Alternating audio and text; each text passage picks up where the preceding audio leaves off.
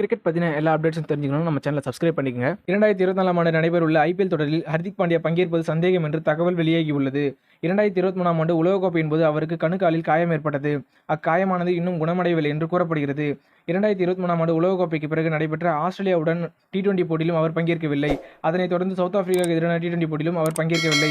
எனவே ஆப்கானிஸ்தானுக்கு எதிரான T20 போட்டியில் அவர் பங்கேற்பார் என்று தகவல் உலா வந்த நிலையில் அதற்கும் வாய்ப்பு குறைவு என்று பார்த்தால் அவர் அடுத்த ஆண்டு நடைபெறவுள்ள ஐபிஎல் தொடரிலும் பங்கேற்பது சந்தேகம் என்று தகவல் வெளியாகியுள்ளது.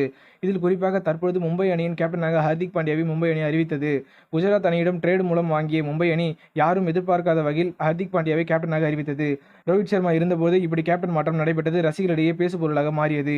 எனவே தற்பொழுது பார்த்தால் ஹர்திக் பாண்டியாவை ஐபிஎல் தொடரில் பங்கேற்பது சந்தேகம் என்று கூறப்படுகிறது. ஒருவேளை அவர் ஐபிஎல் தொடரில் பங்கேற்கவில்லை என்றால் மீண்டும் ரோஹித் சர்மா கேப்டனாக தொடர்வாரா, இல்லை பும்ரா, சூரியகுமார் யாதவை தேர்ந்தெடுப்பார்களா என ரசிகர்களிடையே கேள்வி எழுந்துள்ளது. காரணம், ஹர்திக் பாண்டியாவுக்கு மும்பை அணியின் கேப்டன் பதவி தந்ததிலிருந்து ரோஹித் சர்மா இதுவரை வாழ்த்து கூட தெரிவிக்கவில்லை. எனவே மீண்டும் ரோஹித் சர்மாவுடன் கேப்டன் பதவி சென்றால் அவர் ஏற்றுக்கொள்வாரா என்று குழப்பமாக உள்ளது. மும்பை அணி நிர்வாகம் இதற்கு என்ன செய்ய போகிறது என்பதை பொறுத்திருந்துதான் பார்க்க வேண்டும்.